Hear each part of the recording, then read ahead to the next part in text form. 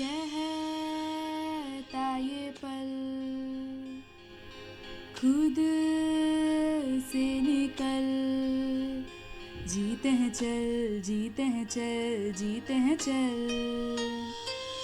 कम मुसाफिर था जाने दे, धूप आंगन में आने दे, जीते हैं चल, जीते हैं चल, जीते हैं चल।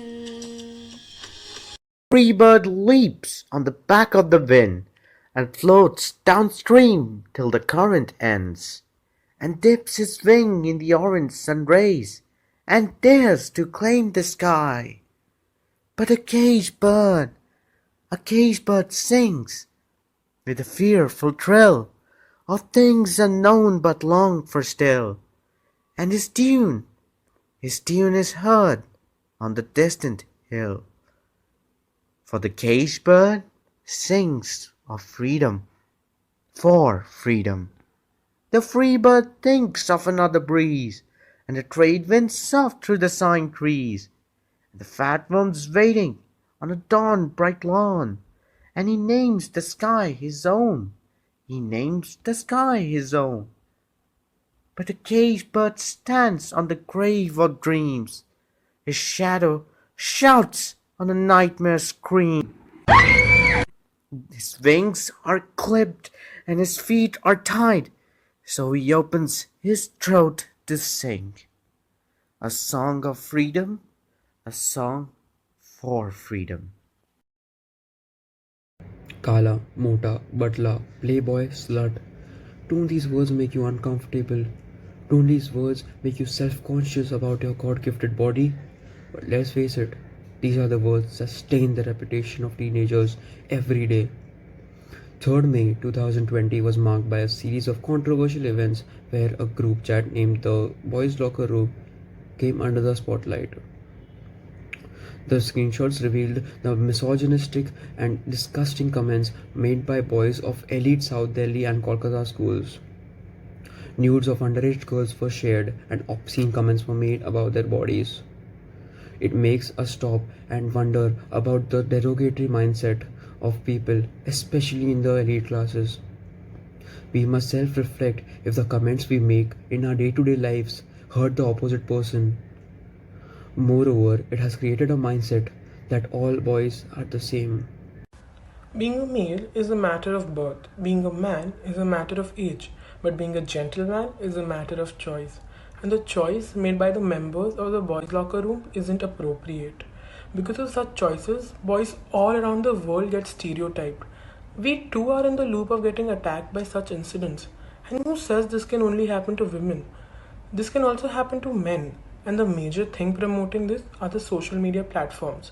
I agree we have the rights to voice our opinions on them, but what we can't become are the judge, jury, and executioners of these opinions. What the guys did in the boys' locker room was very wrong, and anybody who does something like this should be punished. But we can't blame the whole male community for it. In the end, I think it's safe to say not all men are guilty and not all women are innocent. A large part of the discussion regarding the boys' locker room situation owes to hashtag activism. So what exactly is it? Hashtag activism refers to supporting a cause through social networking sites such as Instagram, Twitter, etc. Popular examples where hashtag activism has worked include hashtag he for she, hashtag Black Lives Matter, etc. You see, the drawback with this kind of activism is that the topic is largely discussed for a few weeks and then forgotten. Even with the locker room situation, there was an influx of tweets, Instagram stories and Facebook posts within the first 2 days of its surfacing. But the thing about issues like Ahmed's murder or passing of derogatory comments is that it must be remembered as times where humanity saw its lowest, and as times that must never be seen again. Another such topic that's seldom discussed but needs to be spoken about more often is girls suppressing girls. To further elaborate, we have an admirable poem written by Khushi Bafna. When I look out the window and watch a woman walking by, I don't know her life story, although I can't help myself but categorize her into either of the two. She believes in that lineage her shrinkage, or she's around them others who do. Not feeling entitled? Someone even ready to cut their needs, let alone wants, with a knife. Is it to make space for the entrance of men into our lives? But oh no, I don't play the blame game. At least I try. Because it's not just them. No, it's not just men. Actually, it's also the ones who possess a vagina and still teach her that pain is life's sponge, so have questionable sensory receptors. I keep forgetting that the concentration of estrogen in these beings doesn't help them understand other women's pains as well as their own hurt feelings. They don't understand this, that they inherited from their mothers who always spoke to them with a tinge of dismiss, that taught them to always sweep it under the rug. And if you've also learned that ability, it's a fatal drug. सारी गलती लड़कों की थोड़ी ना होती है. वो ऐसे कपड़े पहनेगी, ऐसे दारू पिएगी तो रेप तो होगा ही ना. She was asking for it. Nobody asks or deserves to be sexually assaulted. Their dressing sense does not give up a right to choose or to say what happens to their bodies. The length of our skirts will never and should never determine our consent. And alcohol is not an excuse for rape. If you think she is dressed like a slut, you are thinking like a rapist. Introspect. A woman or a man should not have to be modest to earn your acclaim. Regardless of how a person dresses, how much their alcohol consumption is, how many people they sleep with, our duty as a part of society and humanity is to make sure that every single being out there is treated with utmost respect because they deserve it. As rightfully said by Ayushi, every single person on this planet deserves to be treated with the utmost respect and dignity. And there's this saying that I personally believe in, that you shouldn't respect someone based on their gender or their caste or their sexuality. Instead, you should respect them based on their actions. You know why, ladies and gentlemen? Because a person is made up of their actions and doings. I don't care if it's my mother or my sister or my girlfriend. You don't have the right to sexually assault or abuse her. And yes, if they have committed a crime, they deserve the same punishment like a normal man does. You know, we talk about equality, we talk about equal pays, we talk about gender equality, but when such an incident strikes in front of us, wherein these two are being divided, we exclude the women by saying ki ye bichari hai, ye akeli hai, women are weak, and that is a completely and an absolutely wrong statement to make. Start respecting people by their actions and not by their gender. Boys will be boys. This is a statement all of us have heard way too many times. As a boy, you might have read it online and wanted to defend yourself against the stereotypical statement, only to find thousands of feminists pouncing on you. And as a girl, you might have read the statement and rolled your eyes and wanted to change the mentality in people and hold guys accountable for what they do and not let them go just because, oh, wo to ladka hai. No, because by saying boys will be boys, you are putting forth a narrative which is so stereotypical and offending that you are losing support of several men on the harassments that females go through daily. Try and understand that when it happens, it is a time when the mind darkens and the sky blackens. Just sit beside me, hear out my problems, and make my mind free. I need you to dry my tears. This might be happening with me and my peers. Thinking back to that awful day, help me in escaping this. Please show me the way. The scars, the damage, they last a lifetime. It is happening to us teens around the world some or the other time. How does one heal from such a horrible crime? I can't talk, I can't eat, I feel like a mime. Emotionally, I struggle to make it through. But the scars and pain are turning blue. The tragedy is over, but the turmoil is still there. The comments passed by society are a burden to bear. I wonder if my outbursts are a way to see if anyone cares. To see if I'm the only one, or do I have someone to share? If I could just go back and listen to you carefully, followed your advice perfectly. I'm afraid to disappoint you, Mom. I should have followed your advice and not act dumb. I'm afraid to let you down. There is nobody around. Help me. I need your support. Should we stay calm or do we go to court? I don't want people to judge you by my actions. I'm afraid of society's reactions. I'm sorry, Mom, for I've not been the best daughter. Item number. Item number should actually be written on a bill, but unfortunately, that's also what we call our women. No sex please, we're Bollywood. But come to us and we will give you, in no particular order, a collection of thrusting pelvises and inappropriate movements in all of our songs and dances. I'm not saying that Bollywood glorifies rape, but it does condone a culture of misogyny and sexual harassment that contextualizes and allows rape. Women characters are usually portrayed as sensuous and alluring, while the male characters are portrayed as brawny and superior. These are the visuals that usually swim up whenever there is any kind of conversation about the portrayal of characters in Bollywood.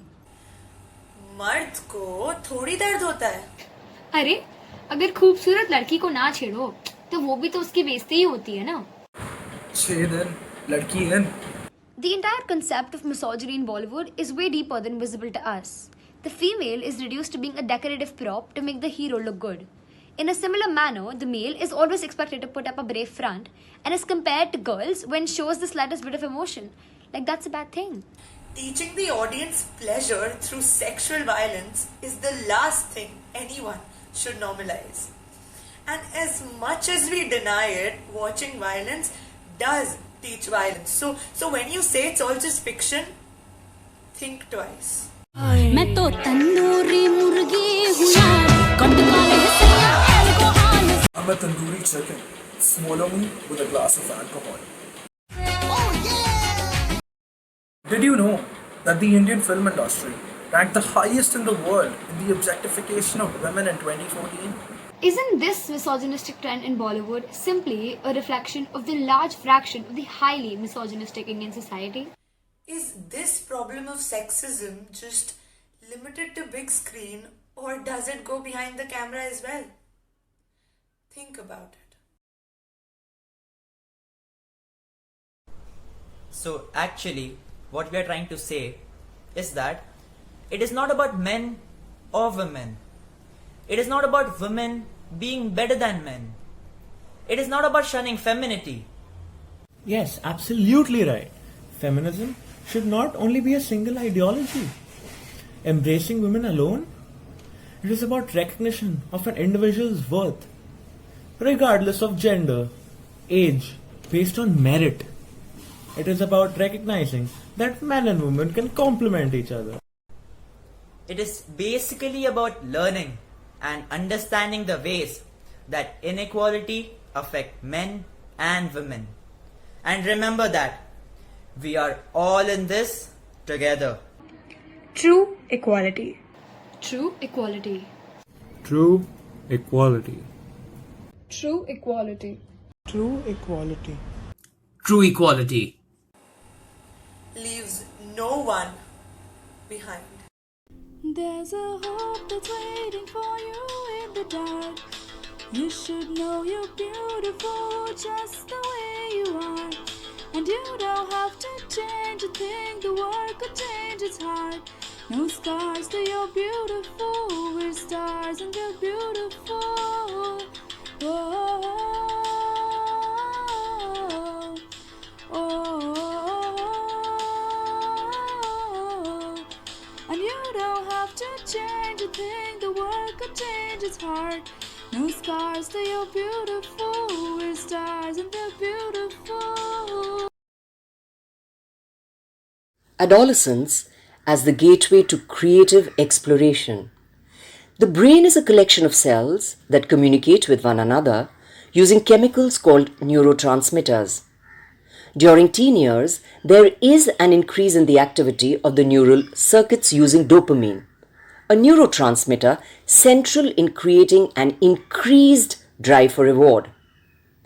This dopamine reward-led mind can result in a tendency to gravitate towards impulsiveness, where behavior occurs without thoughtful reflection. Hyper-rationality, focusing on purely positive rewards like thrilling experiences and exhilarating sensations while downplaying the potential risks. Susceptibility to addiction. However, honoring the important and necessary changes in the adolescent mind and brain, rather than disrespecting them, is crucial for both the teens and the parents. When we embrace these needed changes, we enable teenagers to develop vital new capacities that they can use to lead happier and healthier lives. During the teen years, the brain is getting more integrated, and this is where gist thinking plays a very important role. Gist thinking draws on the gut feeling, on the intuition and heartfelt sense of positive values, of aiming for something rather than inhibiting something. Is it upright to shut down an impulse by inhibiting it? Adults with teens in their lives and the teenagers themselves should focus on a positive factor to promote, like the benefits of staying in school, driving within the speed limit, or keeping fit, and so on.